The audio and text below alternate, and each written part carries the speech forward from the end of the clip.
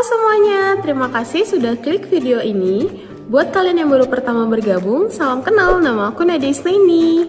Oke, di video kali ini aku akan membahas salah satu step skincare yang sangat penting karena apabila pemakaiannya di skip bisa menyebabkan step skincare sebelumnya itu tidak memberikan efek yang maksimal atau bahkan tidak memberikan efek sama sekali. Makanya step skincare ini sangat-sangat penting. Apa dia? Yaitu pemakaian sunscreen. Sunscreen ataupun sunblock atau yang dalam bahasa Indonesia disebut dengan tabir surya adalah salah satu kategori dari skincare yang fungsinya untuk melindungi kulit dari sinar matahari baik UVA maupun UVB. Nah, apa nih efeknya kalau kita men-skip pemakaian dari sunscreen? Yang pertama sekali terjadi hiperpigmentasi, terutama untuk daerah-daerah kulit yang terpapar sinar matahari secara langsung. Nah, ini nih yang biasa menyebabkan kulit belang atau bahkan warna kulit yang tidak merata atau yang biasa kita sebut dengan uneven skin tone. Yang kedua, itu bisa menyebabkan skin barrier kita rusak. Apa efeknya kalau skin barrier kita rusak itu? Jadi masalah kulit itu lebih gampang. Jadi seperti jerawat, komedo, beruntusan itu akan lebih mudah terjadi pada kulit wajah kita. Terus kalau misalkan kalian punya jerawat itu akan sulit sekali sembuhnya. Biasanya itu terjadi karena skin barriernya itu sudah rusak. Nah, yang ketiga yang seperti aku jelaskan di awal nih, skincare yang kita pakai sebelumnya itu tidak memberikan efek. Loh, kenapa nih nggak berikan efek? Karena zat aktif pada skincare itu biasanya fotosensitif. Jadi dia sangat sensitif terhadap cahaya matahari sehingga menyebabkan biasanya terdegradasi. Nah, kalau sudah terdegradasi biasanya dia tidak akan lagi memberikan efek. Itulah mengapa setelah kita pemakaian skincare, step-step skincare seperti toner, serum, essence, moisturizer, dan kita harus membuat dia keep in locks dengan cara pemakaian sunscreen di akhirnya. Kita langsung masuk ke dalam jenis-jenis sunscreen. Sunscreen itu dia terbagi menjadi 3. Yang pertama itu ada namanya physical sunscreen. Jadi physical sunscreen itu cara kerjanya dia melindungi kulit dengan membuat lapisan barrier pada kulit sehingga sinar UV itu tidak masuk ke dalam kulit. Biasanya kita tahu dia itu jenis dari physical sunscreen, kandungan zat aktifnya itu berupa titanium dioxide dan zinc oxide. Bisa pemakaian kombinasi atau bisa pemakaian sendiri. Cuman kekurangannya dari physical sunscreen karena dia cara kerjanya itu melapisi kulit sehingga bisa menyebabkan yang dinamakan white cast atau keabu-abuan pada kulit wajah kalau misalkan tone dari warna sunscreennya itu lebih cerah daripada kulit wajah kita. Tapi jenis sunscreen ini karena dia tidak menyerap sampai ke lapisan kulit terdalam, dia bisa dipakai oleh kulit sensitif karena dia hanya di permukaan saja, jadi tidak menyebabkan sensitivitas dari kulit. Jadi biasanya untuk kalian yang punya kulit sensitif itu kalian bisa gunakan jenis physical sunscreen.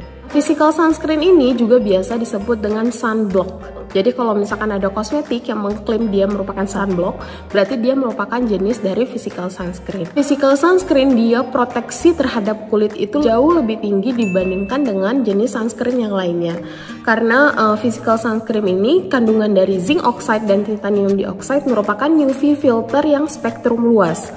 Jadi dia bisa memfilter hampir semua jenis sinar UV. Oleh karena itu selain dia tidak menyerap pada kulit terdalam dan tidak menyebabkan sensitif, sehingga waktu untuk reapply juga tidak terlalu sering. Ini sangat sekali disarankan untuk kalian yang punya kulit sensitif. Aku punya satu rekomendasi jenis physical sunscreen ini, ada XSY. Dia merupakan SPF 50 PA+++ dan dia mengandung 2% niacinamide. Jadi kalau niacinamide 2% itu fungsinya untuk mengontrol produksi dari sebum. Nah, sebum ini merupakan minyak alami dari kulit yang ini sangat cocok juga untuk kulit berminyak ataupun kombinasi. Jadi untuk kalian yang punya kulit berminyak dan kombinasi, jangan takut untuk memakai jenis sunscreen XSY ini karena dia walaupun menyebabkan white cast tapi dia mengontrol produksi dari sebum. Jadi kulit berminyak kalian itu tidak terlalu bermasalah. Oke, yang kedua kita punya namanya chemical sunscreen. Nah, chemical sunscreen ini biasa disebut dengan sunscreen biasa nih, beda dengan physical sunscreen tadi. Physical sunscreen kita kan biasa sebut dengan sunblock. Kalau chemical sunscreen ini dia cara kerjanya itu dia menyerap sinar UV dan mengubahnya menjadi energi panas yang dikeluarkan oleh kulit. Jadi cara pemakaiannya itu harus in advance. Misalnya kita mau keluar dari ruangan sekitar 10 menit kemudian. Nah, kita harus aplikasikan jenis sunscreen ini 10 menit menit sebelum kita keluar dari ruangan karena dia membutuhkan waktu untuk menyerap ke dalam kulit dan memberikan efek. Itulah mengapa biasanya untuk jenis chemical sunscreen ini tidak terlalu disarankan untuk kulit sensitif, tapi sangat cocok untuk jenis kulit normal dan kering. Karena untuk jenis sunscreen ini, karena kita biasanya untuk kulit kering sudah cukup memakai moisturizer yang sangat banyak. Kalau kita tambahkan lagi dengan sunscreen yang memberikan efek white cast seperti physical sunscreen, itu akan memperburuk kondisi kulit. Jadi aku sangat menyarankan jenis chemical sunscreen karena biasanya chemical sunscreen ini dia teksturnya cenderung lebih ringan dan mudah terserap pada kulit. Jadi tidak mengganggu moisturizer kalian tadi gitu. Nah, aku ada salah satu rekomendasi produk yang cukup viral saat ini, ada Azarin Gel. Azarin Gel ini merupakan salah satu tipe physical sunscreen yang SPF-nya 45 PA+ 4 kali. Dia itu mengandung octocrylene yang merupakan jenis dari chemical sunscreen, terus ada ethyl hexyl methocyanamide dan ada butyl methoxyl dibenzoate methanol. Jadi zat aktif ini merupakan jenis zat aktif yang biasa ada di chemical sunscreen. Nah, kalian kan udah tahu nih jenis zat aktif apa saja yang ada di physical dan chemical sunscreen. Jadi kalian waktu nanti mau pilih jenis sunscreen, kalian cukup baca zat aktifnya. Nah, kalau ada zat aktif ini berarti merupakan jenis chemical sunscreen. Kalau ada zat aktif ini berarti merupakan jenis physical sunscreen. Jadi kalian tinggal sesuaikan dengan jenis kulit kalian. Oke, selain dengan physical dan chemical sunscreen, kita punya satu jenis sunscreen lagi yang namanya hybrid sunscreen. Hybrid sunscreen ini merupakan kombinasi dari physical dan chemical sunscreen dikombinasikan menjadi namanya hybrid sunscreen. Hybrid sunscreen ini dia biasanya menyebabkan low white cast. Dia mengandung kedua jenis zat aktif tapi dia tidak terlalu menyebabkan white cast dan teksturnya biasanya jauh lebih ringan. Ini sangat cocok untuk kalian yang punya tipe kulit sensitif tapi yang tidak terlalu mau yang white cast seperti physical sunscreen, tapi jenis kulit sensitifnya itu yang tidak terlalu sensitif loh, yang maksudnya kalau misalkan efek sensitivitasnya itu tidak terlalu cepat, nah kalian bisa pilih hybrid sunscreen ini. Untuk rekomendasi produknya kita punya 3W Clinic. Jadi ini adalah jenis dari hybrid sunscreen, dia mengandung titanium, zinc oxide dan acrylene. Jadi dia mengandung ketiga jenis zat aktif yang merupakan physical dan chemical sunscreen yang perlindungannya itu SPF 50 PA+ 4 kali. Oke, dari tadi nih kita ngomongin tentang PA, SPF. Nah, bagaimana cara kita mengatur reapply dari sunscreen tergantung dari SPF. Nah, aku akan menjelaskan secara singkat ya. Misalkan di produk kalian itu mengklaim SPF 40, itu artinya 40 kali perlindungan pada kulit. Cara menghitungnya itu 40 kali dari jumlah menit awal terjadinya hiperpigmentasi. Biasanya pada kulit normal itu 10 menit sudah menyebabkan kemerahan pada kulit atau merupakan sign dari hiperpigmentasi. Jadi kalau dikatakan 40 SPF berarti 40 dikali 10 berarti 400 menit perlindungan. Jadi setiap 400 menit kita harus reapply sunscreen. Biasanya untuk pemakaian sunscreen, sunblock ataupun tabir surya itu dia 2 kali ruas jari dalam ya, tapi 2 kali ruas jari yang besar-besar gitu ya, bukan yang kalian pump dalam bentuk kecil. Nah, 2 ruas jari yang tadi aku sebutin itu kita harus reapply pada bagian wajah, leher, dan telinga. Banyak yang tanya apakah kita yang pakai jilbab seperti aku yang pakai hijab apakah perlu di reapply pada bagian leher dan bagian telinga? Tentu saja perlu karena ada namanya UVA. UVA itu dia merupakan salah satu sinar UV yang bisa menembus jendela, bisa menembus jilbab yang sangat tipis ini, dan dia bisa menembus lapisan kulit terdalam yang merusak barrier kulit yang bisa menyebabkan penuaan dini. Jadi untuk kalian yang pakai jilbab menurut aku itu sangat penting untuk kalian reapply di bagian leher dan bagian telinga juga. Oke, terima kasih. Semoga informasi yang sudah aku berikan cukup bermanfaat untuk kalian. Tetap jangan lupa pakai sunscreen, jangan lupa pakai sunblock, dan pemilihannya itu tetap kalian harus sesuaikan dengan jenis kulit kalian. Terima kasih, semoga bermanfaat.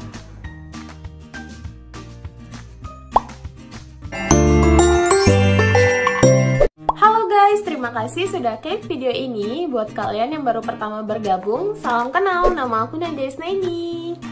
Oke, di video kali ini aku akan membahas tips cara reapply sunscreen. Sebenarnya reapply sunscreen itu apa sih? Jadi reapply sunscreen adalah pemakaian kembali sunscreen setelah kita menggunakannya di pagi hari. Jadi banyak sekali pertanyaan nih, apakah sebelum reapply sunscreen kita perlu membersihkan wajah terlebih dahulu? Atau yang sudah bermake up, apakah make upnya itu perlu dihapus? Atau bahkan apakah reapply sunscreen itu bisa dilakukan kapan saja kita mau? Di video kali ini aku akan membahas bagaimana cara reapply sunscreen untuk pemakai make up dan no make up. Oke, sebelum kita masuk bagaimana cara reapply sunscreen, di sini aku akan membahas terlebih dahulu kenapa pemakaian sunscreen itu perlu diulangi. Sebenarnya pemakaian sunscreen itu dia ada jangka waktu tertentu tergantung dari jumlah SPF yang tertera pada kemasan. Nah, jumlah SPF ini sebenarnya aku sudah bahas di sini, nanti kalian bisa lihat bagaimana cara memperhitungkan waktu untuk reapply sunscreen. Tapi aku akan membahas secara singkat nih ya. Misalkan di kemasan itu dimention 50 SPF. Itu tandanya bahwa 50 kali lebih efektif dalam perlindungan kulit dari sinar UV. Biasanya pada kulit normal itu hiperpigmentasi terjadi setelah 10 menit terpapar oleh sinar UV. Apabila dikatakan 50, maka 50 dikali 100 maka 500 menit proteksinya. Nah, bagaimana nih kalau misalkan 30 SPF? Ya kalian tinggal kalikan 10 maka 300 menit proteksinya. Tapi untuk beberapa dermatologis mengatakan untuk kalian yang punya aktivitas outdoor atau aktivitas yang terlalu sering terpapar dengan sinar matahari, maka kalian harus reapply setiap 90 menit. Nah, apabila kalian punya aktivitas indoor tapi sesekali keluar, nah kalian bisa aplikasikan setiap 2 jam. Nah, apabila kalian punya aktivitas indoor di ruangan ber-AC dan minim sekali terpapar sinar UV, itu kalian bisa reapply minimal 1 kali sehari. Dari situ saja sebenarnya sudah terlihat kalau sunscreen itu sebenarnya tidak bisa memproteksi kulit kita itu sepanjang hari, jadi tergantung dari jenis SPF. Oke, selanjutnya kita akan membahas bagaimana sih cara reapply sunscreen untuk kalian yang no makeup user.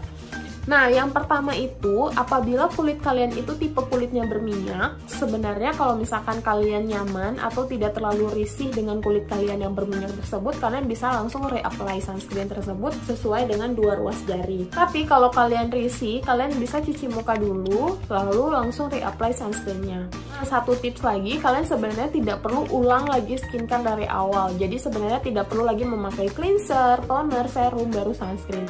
Jadi cukup kalian cuci muka, langsung kalian reapply sunscreen.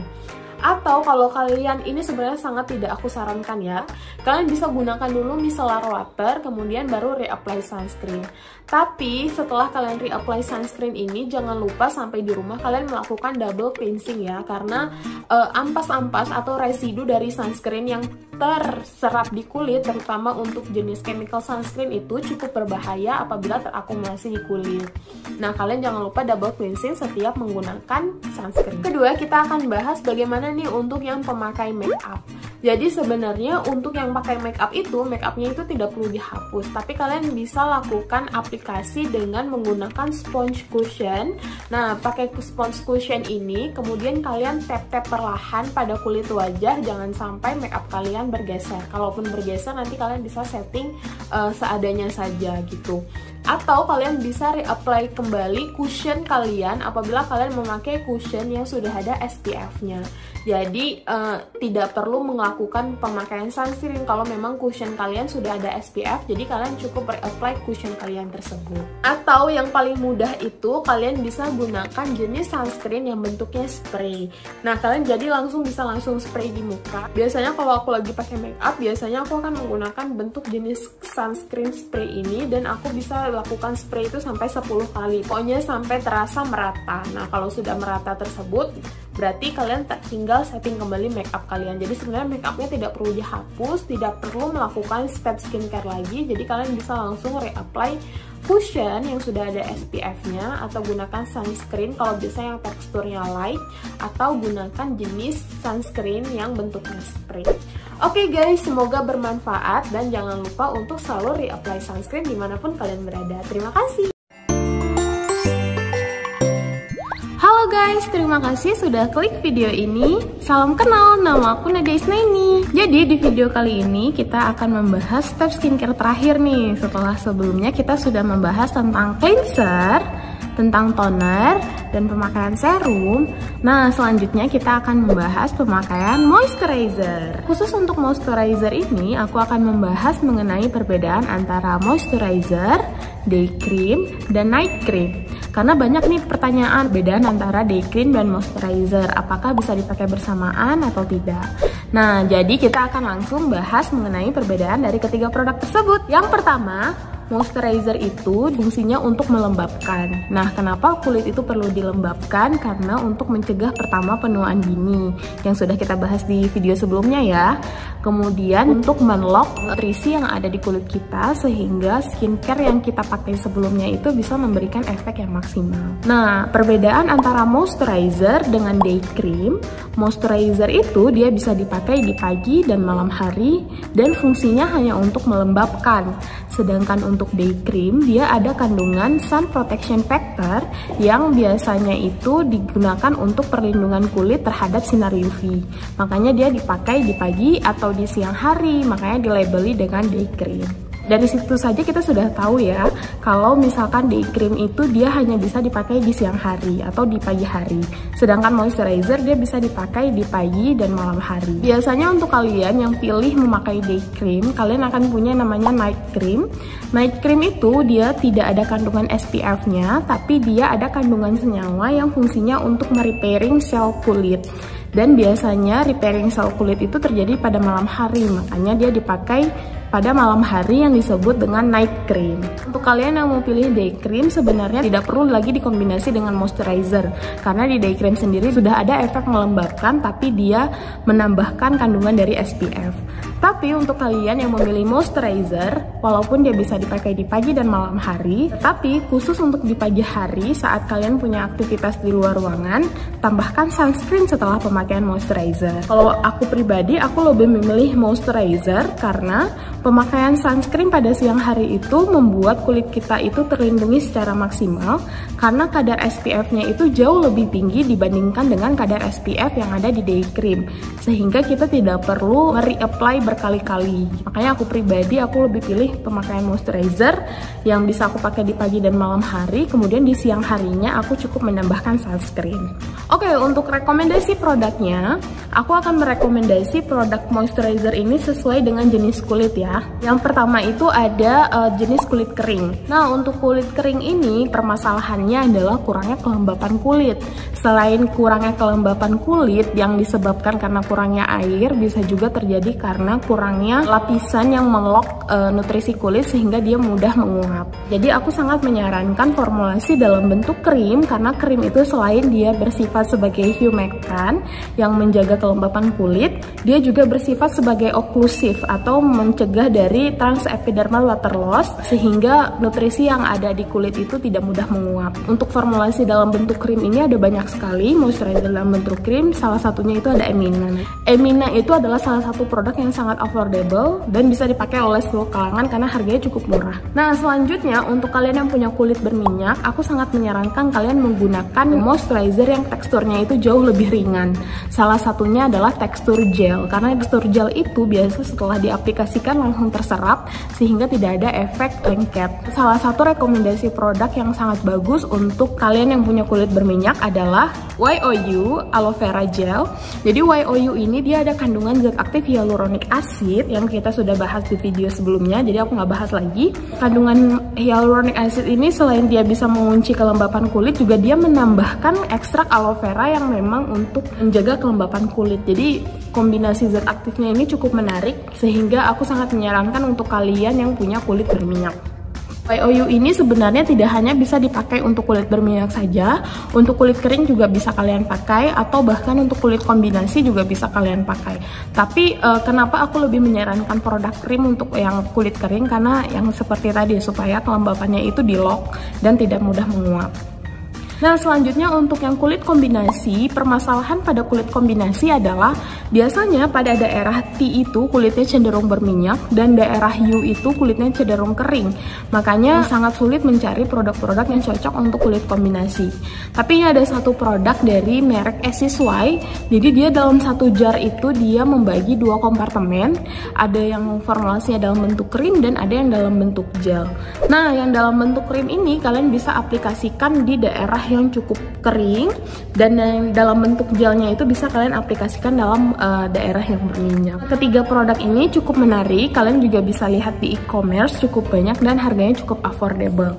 Tapi untuk kalian yang kulit sensitif, jangan khawatir nih, ada banyak produk yang sangat cocok untuk kulit sensitif, dan kulit sensitif ini sangat memerlukan moisturizer karena biasanya kandungan zat aktif pada moisturizer ini bisa menenangkan kulit yang iritasi, seperti kandungan chamomile, aloe vera, atau honey, itu cukup bisa menenangkan kulit yang iritasi. Nah, rekomendasi produk untuk kulit yang sensitif itu ada Cetaphil. Ini adalah formulasi yang cukup bisa menenangkan kulit yang iritasi dan sangat cocok untuk kalian yang kulit sensitif. Untuk kalian yang punya rekomendasi produk lainnya, komen di bawah, nanti akan aku baca dan kita akan bahas lagi sama-sama. Terima kasih sudah nonton video ini, semoga bermanfaat. Halo semuanya, terima kasih sudah klik video ini. Salam kenal, nama aku Nadia Isnaini.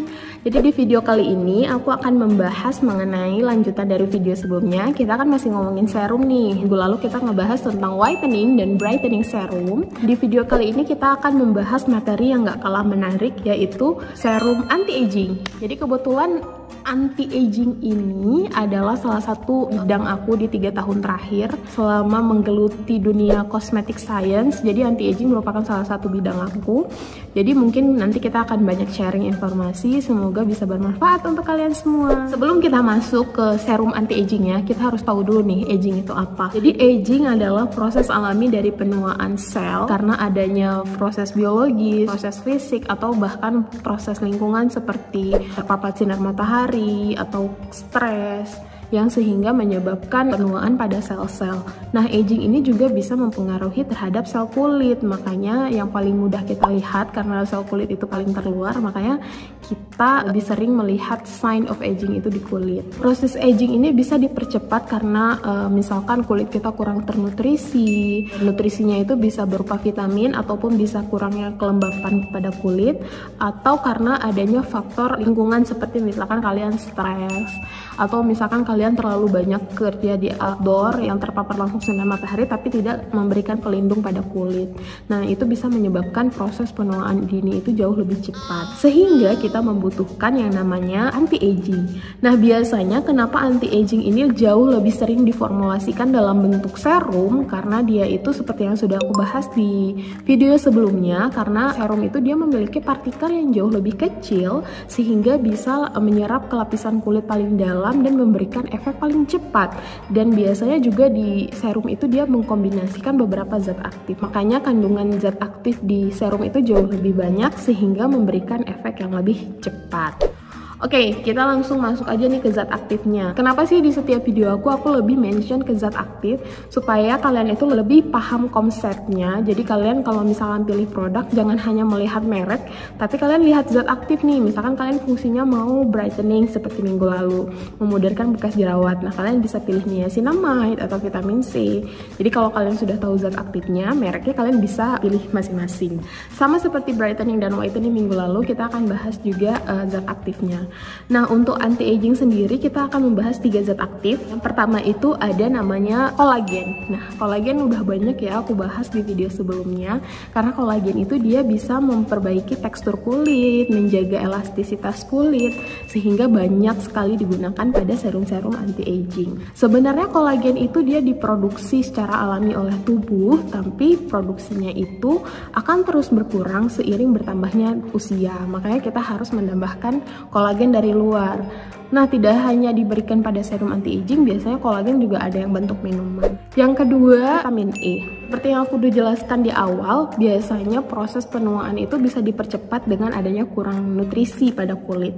Nah, vitamin E ini dia fungsinya memberikan nutrisi pada kulit sehingga kulit tampak lebih sehat dan lebih lembab, sehingga bisa menghambat penuaan tadi.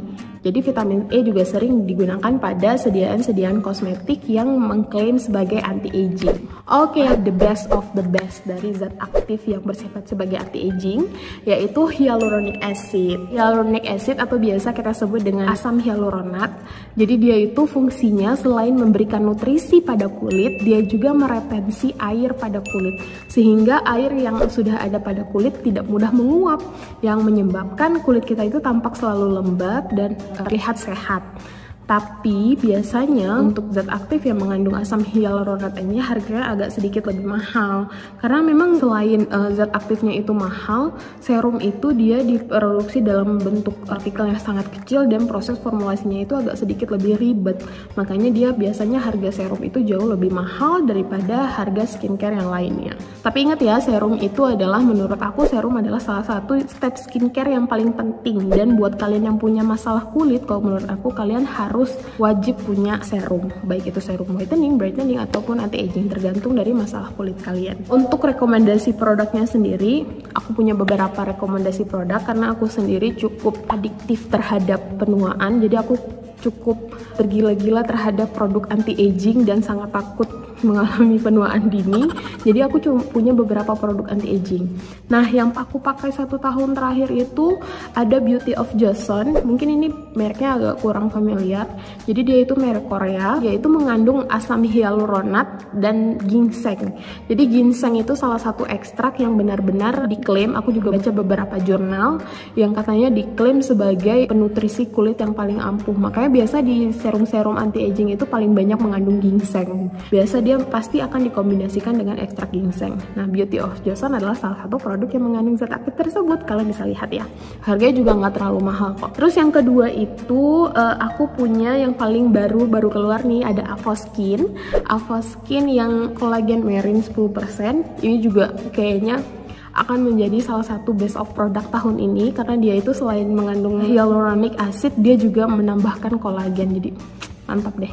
Congrats Avoskin atas produk barunya. Dan yang ketiga itu ada Samtic. Samtic juga dia mengandung hyaluronic acid. Nah, jadi Samtic juga merupakan salah satu produk yang aku sering banget mau rekomendasi produk-produk lokal seperti Samtic, Avoskin, karena mereka kombinasi zat aktifnya itu benar-benar sangat kompetitif kok menurut aku ya.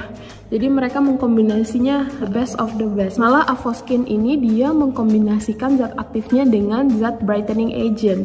Dan itu merupakan salah satu ide terbaik karena selain dia menutrisi kulit supaya penuaan dininya itu berkurang, tapi dia juga menambahkan brightening untuk kalian yang sudah punya flek hitam duluan nih. Jadi sehingga flek hitam itu bisa dipudarkan, jadi bisa terlihat hasilnya jauh lebih maksimal. Nah, kalian mungkin yang sedang mencari serum-serum anti-aging, 3 produk ini menjadi salah satu solusi kalian. Kalian bisa langsung lihat di e-commerce, banyak banget sudah dijual dan harganya itu cukup affordable karena mereka produk lokal. Jadi harganya itu masih cukup terjangkau. Kalian bisa langsung check it out. Oke, terima kasih. Semoga informasinya bermanfaat dan jadi solusi kalian untuk yang lagi nyari anti-aging serum.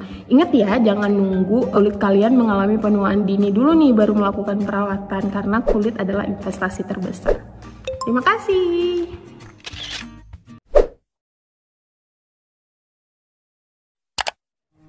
Halo semuanya, salam kenal. Jadi nama aku Nadia Isnaini. Di video kali ini aku mau sharing mengenai facial foam atau yang biasa kalian sebut dengan pembersih wajah, yang merupakan salah satu serangkaian dari skincare yang fungsinya itu untuk mengangkat kotoran, sel kulit mati, ataupun polusi pada permukaan kulit wajah atau bahkan sampai ke pori-pori. Jadi kenapa sih kotoran-kotoran tersebut perlu diangkat? Karena kotoran ini kalau misalkan dia terlalu lama di kulit atau di pori-pori kulit, dia itu bisa menyebabkan masalah-masalah kulit seperti beruntusan, jerawatan, atau bahkan breakout. Yuk langsung aja. Jadi disclaimer ya, produk-produk yang akan aku tunjukin ini produk-produk yang aku pakai. Jadi mungkin untuk kalian yang punya masalah kulit berbeda sama masalah kulit aku bisa jadi tidak cocok ya.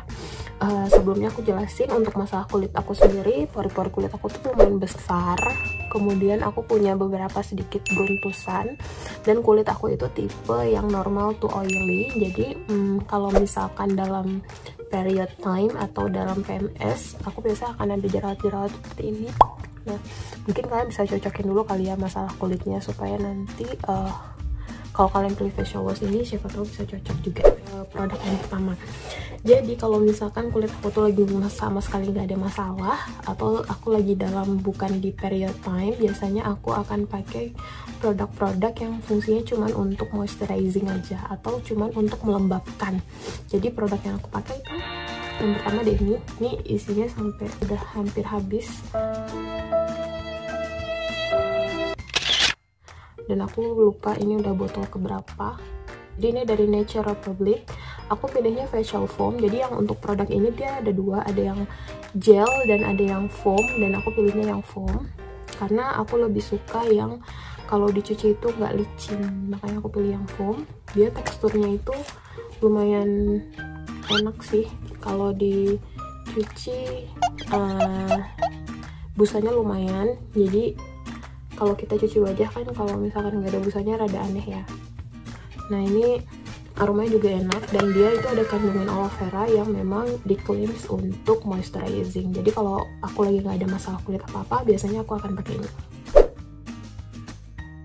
Produk kedua, ini ada Ario Shooting and Pure Cleansing Foam. Aku lebih prefer untuk pembersih wajah itu yang formulasinya dalam bentuk foam, karena bagi aku dia itu kayak bisa membersihkan secara menyeluruh, dan apalagi kulit aku itu normal to oily, supaya nanti tidak terlihat lengket. Karena kalau untuk kulit-kulit yang oily itu, kalau misalkan kita pakai yang facial gel gitu, biasanya akan memperburuk kondisi wajah. Makanya aku pilih yang foam. Aku pakai ini kalau misalkan kulit wajah aku lagi nggak bermasalah, tapi aku lagi banyak aktivitas di luar. Artinya akan banyak polusi yang menempel di kulit wajah aku. Nah, biasa aku kalau misalkan tidak exfoliating, aku akan pakai yang seperti ini. Jadi ini cuman untuk refreshing sama calming. Jadi fungsinya purifying, dia itu membersihkan kulit wajah tentunya, kemudian dia akan refresh karena kan lelah pasti habis kerja di luar ruangan seharian, refresh, dan kemudian akan calming. Jadi ini kandungannya sih lebih banyak fatty acid kayak palmitic acid, stearic acid, yang fungsinya memang untuk refreshing and calming. Nah, aku akan pakai dari ini. Ini teksturnya juga sama sih, karena foam ya. Teksturnya sama. Kalau dicuci akan banyak foam. Aku suka facial foam yang kalau dicuci pokoknya intinya setelah dibilas nggak lengket. Oke, masuk ke ketiga. Jadi kulit aku itu lumayan sensitif juga. Kalian bisa lihat banyak banget merah-merah sebenarnya. Jadi kalau misalkan kulit aku lagi bermasalah, atau biasanya kalau habis exfoliating, biasa kulit aku tuh akan merah-merah. Exfoliating itu kan perlu, makanya walaupun merah-merah aku tetap ngelakuin seminggu 2 kali. Dan aku biasa akan pakai facial foam ini. Ini dari Purlapu. Ini brand Korea juga, sama seperti dua sebelumnya. Ini fungsinya itu untuk yang lebih ke calming sih. Dia itu lebih ke calming, dan memang kalau kalian bisa lihat di sini ditulis pure low irritating. Jadi memang fungsinya itu untuk calming. Jadi kalau misalkan kulit wajah aku lagi banyak merah-merah, bintik-bintik merah, sebenarnya kalau orang yang baru pertama lihat aku akan bilang itu beruntusan, padahal itu adalah sign of irritating dari kulit aku. Dan dia itu kalau hilangnya itu bisa pagi ini merah-merah, besoknya langsung hilang. Makanya aku biasa akan pakai ini. Dia ini pH-nya memang sesuai pH kulit 4,5 sampai 6. Dan kandungannya itu aku nggak bisa baca, betul bahasa Korea. Dan pokoknya isinya itu ada kalamin yang benar-benar fungsinya untuk calming. Jadi untuk membuat kulit kalian itu tenang, terutama untuk kulit-kulit yang sensitif. Ini aku rekomen banget. Harganya juga nggak terlalu mahal, sekitar 130-an kalau nggak salah. Kalian bisa screenshot. Oke, yang terakhir nggak kalah penting adalah Jadi sebelum pembersih wajah itu memang dia fungsinya untuk menghilangkan kotoran pada kulit wajah. Tapi kalian jangan lupa exfoliating juga perlu. Kadang pembersih wajah itu dia tidak 100% mengangkat sel kulit mati pada pori-pori kulit kalian. Makanya kalian perlu yang namanya exfoliating. Exfoliating itu dia bisa berupa fisik, bisa berupa chemical. Kalau yang fisik itu kalian bisa pakai scrub. Kalau yang chemical itu kalian bisa pakai facial foam yang mengandung seperti alpha hydroxy acid atau bisa mengandung glycolic acid, AHA, BHA. Nah itu kalian bisa pilih-pilih senyawa-senyawa itu, tapi aku lebih milih ke facial scrub.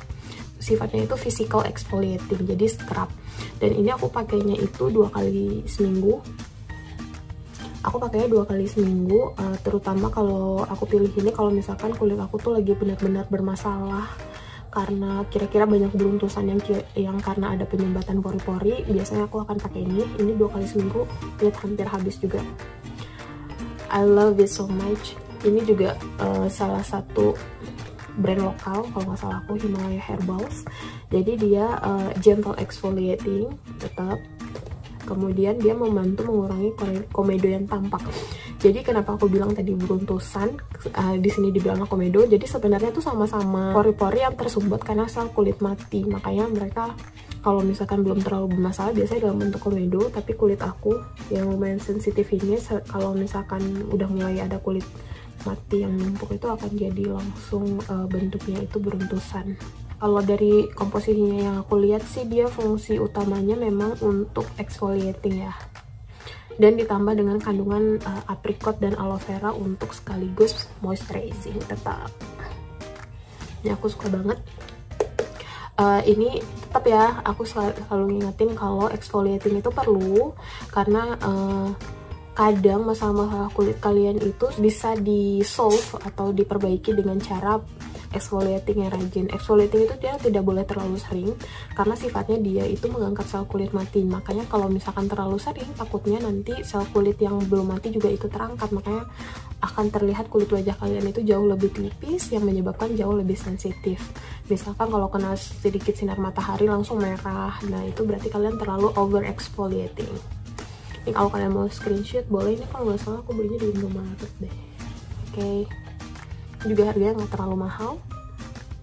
Oke, jadi ini adalah keempat produk. Makanya kalau ditanya Nadia pakai pembersih wajah apa, aku juga bingung karena aku punya banyak. Dan aku pakainya sesuai dengan masalah kulit yang aku punya. Thank you for watching. Makasih, semoga bermanfaat. Jangan lupa like, comment, dan subscribe. Terima kasih.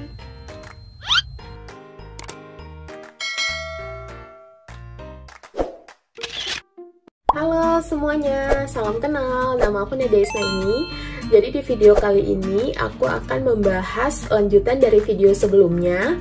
Jadi video sebelumnya kan kita ngebahas mengenai step skincare pertama yaitu cleanser. Nah video kali ini kita akan bahas step skincare kedua yaitu pemakaian toner. Nah sebenarnya toner itu apa sih? Jadi toner itu adalah salah satu serangkaian skincare juga yang fungsinya itu untuk mengembalikan pH kulit kita itu kembali ke pH kulit normal.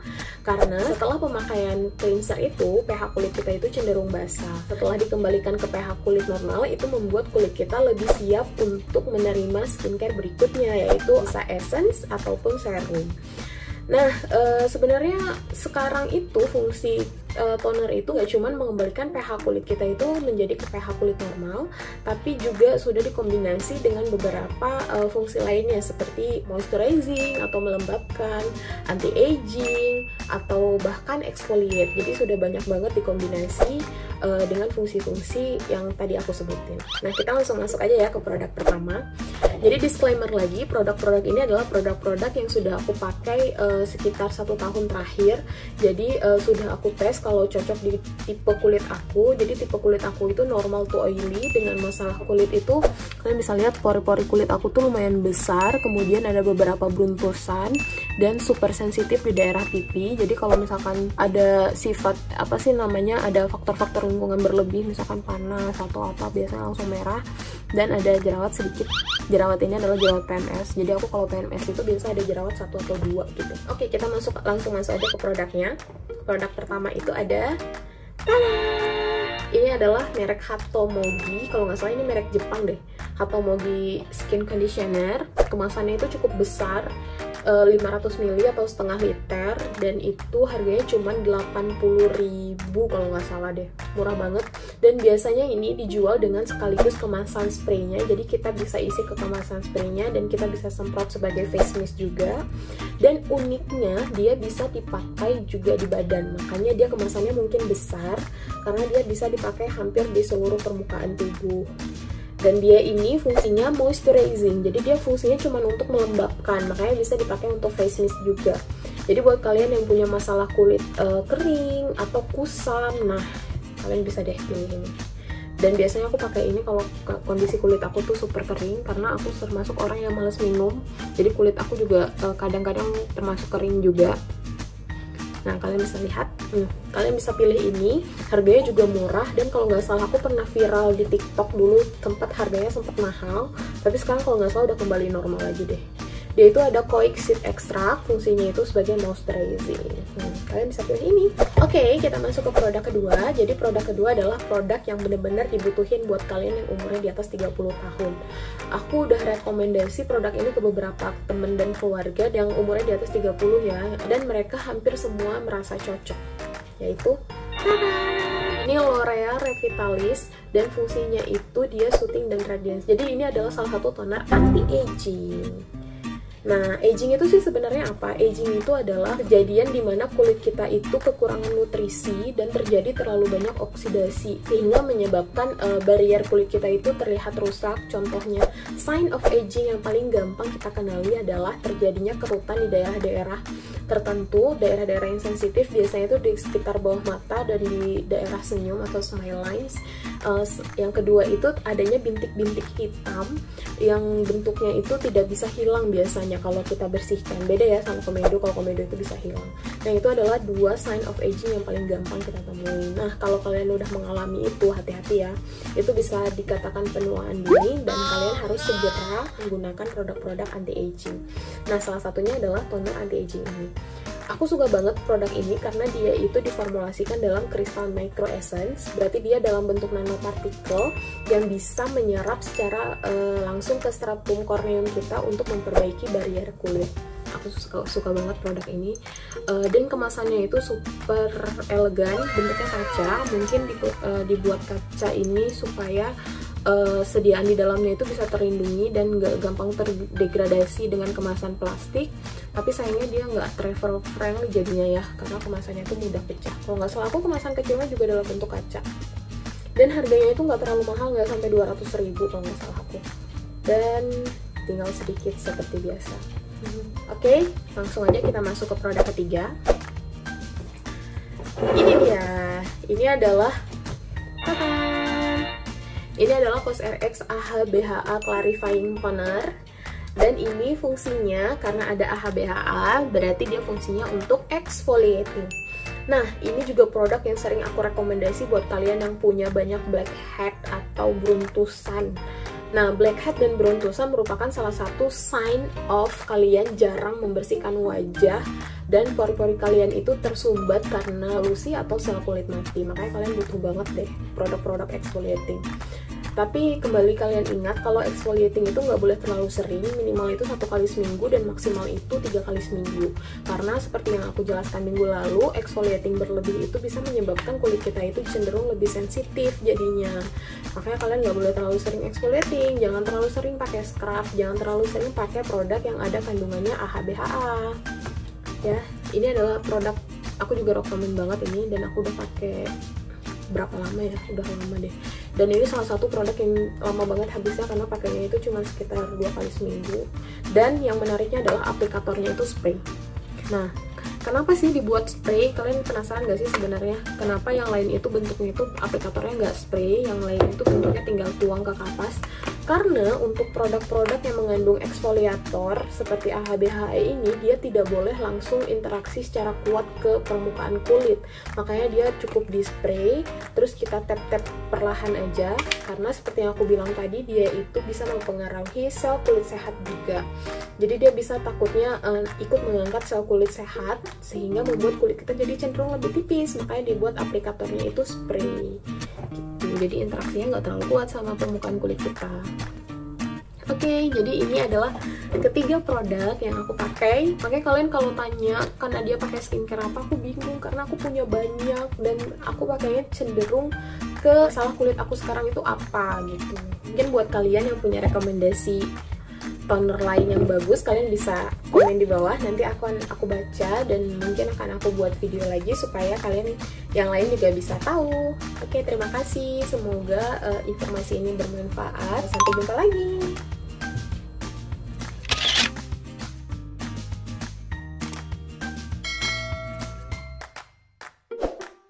Halo semuanya, terima kasih sudah klik video ini. Salam kenal, nama aku Nadia Isnaini. Jadi di video kali ini adalah lanjutan dari dua video sebelumnya. Kita kan udah bahas nih tentang step skincare pertama, yaitu pemakaian cleanser, dan step skincare kedua, yaitu pemakaian toner. Jadi di video kali ini kita akan bahas mengenai step skincare ketiga, yaitu pemakaian serum. Khusus untuk serum, aku akan bagi menjadi beberapa video karena menurut aku penggunaan serum itu setiap fungsinya itu berbeda, makanya aku akan bahas satu persatu. Nah, di video kali ini aku akan bahas mengenai brightening dan whitening serum. Sebelum kita masuk ke produknya, kita harus tahu dulu nih serum itu apa. Jadi serum adalah serangkaian step skincare yang konsistensinya itu cenderung lebih cair dan partikelnya itu jauh lebih kecil dan konsentrasi zat aktifnya jauh lebih tinggi. Jadi karena konsentrasi zat aktif lebih tinggi dan partikelnya lebih kecil, dia lebih mudah menyerap ke lapisan kulit dan memberikan efek yang lebih maksimal. Itulah kenapa serum itu menjadi sangat penting dalam serangkaian step skincare. Karena kita akan bahas tentang whitening dan brightening serum, kita harus tahu dulu nih bedanya apa. Jadi kalau untuk whitening serum, dia biasanya menggunakan zat aktif yang fungsinya itu untuk menghambat pembentukan melanin. Sedangkan untuk brightening serum, dia biasanya ada fungsi lain, seperti misalnya dia meningkatkan produksi dari kolagen. Nah, kita akan lihat zat aktif apa saja yang biasa digunakan pada whitening serum dan pada brightening serum. Yang pertama, kita akan masuk ke whitening serum nih. Di whitening serum kita punya namanya alpha arbutin dan beta arbutin. Jadi alpha dan beta arbutin merupakan turunan dari hidroquinon yang merupakan salah satu zat aktif yang fungsinya sebagai pemutih yang sudah banyak di-ban di banyak negara. Tapi alpha dan beta arbutin ini cenderung jauh lebih aman dari hidroquinon sehingga masih banyak digunakan pada sediaan kosmetik. Salah satunya adalah serum whitening. Nah, alpha dan beta arbutin ini yang paling sering dipakai di kosmetik itu bentuk alpha arbutin. Karena alpha arbutin itu dia walaupun disintesisnya menggunakan lebih banyak biaya, tapi dilihat lebih efektif untuk memberikan efek whitening. Sehingga beta arbutin itu jarang sekali dipakai di sediaan kosmetik. Alpha dan beta arbutin ini dia bisa disintesis dari buah beri-beri nih, bisa dari mulberry dan lain-lain. Konsentrasi yang biasa dipakai itu biasanya 1-2%. Nih, aku ada rekomendasi untuk kalian yang pilih alpha arbutin. Oh iya, sebelumnya alpha arbutin ini bisa dipakai untuk kalian yang ingin membuat kulit kalian itu lebih cerah daripada sebelumnya. Karena dia fungsinya itu menghambat pembentukan melanin. Nah, melanin itu kan dia ada dua, ada eumelanin dan ada theumelanin. Eumelanin itu adalah pigmen kecoklatan dan theumelanin adalah pigmen kemerahan. Nah, alpha arbutin ini dia menghambat keduanya sehingga membuat kulit kita tampak lebih cerah. Begitu. Rekomendasi produk yang biasa menggunakan zat aktif alpha arbutin ini ada The Ordinary Serum. Yang kedua, kita punya kojic acid. Nah, kojic acid ini dia diproduksi oleh jamur, tapi dia fungsinya mirip seperti alpha arbutin tadi, dia menghambat produksi dari melanin. Penggunaannya itu sudah cukup banyak, biasa dipakai 1% di giaan, tapi aku jarang nih nemuin produk yang menggunakan kojic acid tunggal. Biasanya dia dikombinasi, makanya kayaknya aku belum bisa nyaranin deh produk yang mengandung kojic acid. Nanti mungkin kalau kalian punya saran, kalian bisa komen di bawah ya. Kita langsung masuk aja ke brightening serum.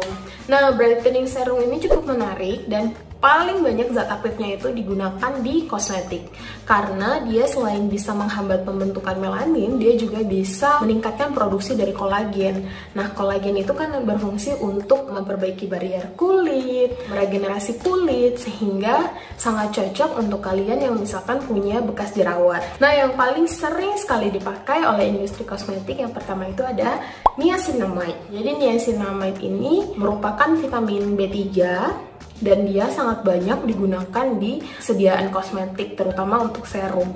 Nih, aku punya nih beberapa rekomendasi produk. Pertama itu ada Avoskin. Avoskin juga cukup menarik. Dia itu mengkombinasikan niacinamide dengan ada satu zat aktif lagi. Kemudian ada Sunfake. Sunfake juga cukup menarik. Dia menggunakan niacinamide sampai 12%, which is yang nanti akan memberikan efek yang lumayan oke. Kemudian ada White Lab. Nah, White Lab ini dia menggunakan konsentrasi zat aktifnya lebih rendah daripada Sunfake. Dia cuma memakai persentase 10%, tapi dia mengkombinasikan dengan kolagen. Jadi kalau menurut aku ini juga salah satu trik yang cukup menarik, karena dia tidak hanya meningkatkan produksi kolagen di dalam tubuh, tapi dia juga menambahkan kolagen dalam sediaannya. Jadi nanti efeknya bakal oke banget. Ini ketiga produk yang nanti kalian bisa cek. Kalau nggak salah harganya juga nggak terlalu mahal dan dia merupakan produk lokal, jadi kalian bisa langsung check out ya. Oke, sediaan selanjutnya itu ada vitamin C. Vitamin C juga merupakan salah satu zat aktif yang cukup menarik. Jadi vitamin C ini selain bisa meningkatkan produksi dari kolagen, bisa menghambat produksi dari melanin, dan dia juga bisa bersifat sebagai antioksidan. Makanya biasanya di sediaan kosmetik selain dia dipakai sebagai zat aktif, tapi dia juga bisa dipakai sebagai eksipien atau zat tambahan untuk sediaan yang banyak mengandung lemak, karena dia bisa bersifat sebagai antioksidan. Nah, vitamin C ini juga sering sekali dikombinasikan dan biasa diformulasikan pada serum-serum yang memudarkan bekas jerawat, karena dia bisa meningkatkan produksi kolagen yang sangat lumayan signifikan, dan dia juga bisa menghambat produksi dari eumelanin yang merupakan pigmen kecoklatan. Nah, sediaan-sediaan yang bisa aku rekomendasikan ke kalian, salah satunya itu ada Garnier Serum Vitamin C. Aku dulu sempat pakai untuk memudarkan bekas jerawat di wajah aku. Kemudian ada namanya, kalau nggak salah yang paling baru itu ada Scarlett yang Brightly Ever After, juga oke. Dia mengandung vitamin C. Dan satu lagi itu ada Avoskin nih, lagi-lagi Avoskin, karena Avoskin dia mengandung selain vitamin C 3%, dia juga mengkombinasikan dengan niacinamide. Nah, ketiga produk ini benar-benar bisa menjadi pilihan kalian untuk kalian yang ingin memudarkan bekas jerawat atau bekas luka dan ingin mencerahkan seluruh warna di kulit wajah kalian. Karena biasanya untuk kalian yang punya kulit wajah tidak merata atau yang kita biasa sebut uneven skin tone, nah itu kalian bisa juga pilih sediaan-sediaan kosmetik atau serum yang mengandung vitamin C. Kemudian yang terakhir itu ada namanya glutathione. Jadi glutathione ini cukup menarik dan sempat viral di akhir tahun 2019 kalau nggak salah, karena itu ada kandungannya di salah satu produk yang cukup terkenal, kalau nggak salah aku lotion yang mengandung glutathione dari Thailand. Nah, yang menarik dari glutathione, dia itu bisa spesifik menghambat pembentukan eumelanin, tapi dia bisa menstimulasi produksi dari eumelanin. Nah, eumelanin itu kan pigmen kemerahan. Jadi pigmen kecoklatannya itu dihambat dan pigmen kemerahannya itu distimulasi. Jadi terlihat kulit kita itu lebih cerah dan ada merah-merahnya kayak kulit bayi gitu. Dan beberapa produksinya itu lebih sering dipakai di lotion. Nah, untuk rekomendasi produk yang mengandung glutathione, kita punya Scarlett. Scarlett ini dia juga mengkombinasikan antara glutathione dan vitamin C. Nah, jadi itu adalah rekomendasi beberapa produk brightening dan whitening serum. Nah, ingat ya, serum merupakan salah satu bentuk skincare yang efeknya itu paling cepat dibandingkan yang lain. Biasa 2 minggu itu sudah terlihat efeknya. Jadi kalau kalian terutama yang punya masalah mengenai bekas jerawat, saran aku kalian langsung aja pilih serum yang mengandung vitamin C, niacinamide, atau bahkan glutathione. Dan produknya nanti kalian bisa lihat lagi. Oke, terima kasih. Semoga bermanfaat. Kalau kalian punya rekomendasi produk lain, kalian bisa komen di bawah biar kita bahas sama-sama. Terima kasih.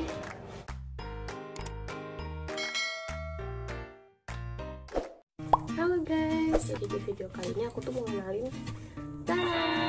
Wah, apaan tuh? Ini adalah salah satu karya aku yang baru terbit di bulan Februari kemarin. Sampulnya ya kak? Bukan ini ya, ini cuman kemasannya. Jadi di sini ada sebuah buku yang baru aku tulis dan kemasannya itu biasanya kan pakai plastik. Nah kali ini aku ngebungkusnya itu pakai kertas karena sayangi lingkungan supaya nggak pakai plastik.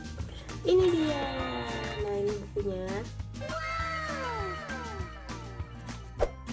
Judulnya itu Daily Skincare Routine Because Healthy Skin is Always In. Nah jadi di buku ini aku nulis berbagai macam hal cara pemilihan skincare, terutama untuk pemula yang bermulai untuk menggunakan skincare. Di sini aku banyak nulis memperkenalkan skincare itu apa, basicnya apa aja, apa yang perlu dipakai. Kita lihat dulu ya. Di sini tuh banyak banget ininya. Jadi yang pertama itu exfoliate. Exfoliate perlu nggak sih? Terus kadang yang pemula itu bingung ini tuh sebenarnya purging atau breakout. Jadi purging itu apa, breakout itu apa, nanti akan aku jelaskan. Kemudian sunscreen dan sunblock, perbedaannya apa. Kemudian zat aktif misalkan seperti niacinamide, apakah bisa dicampur dengan vitamin E dan lain-lain.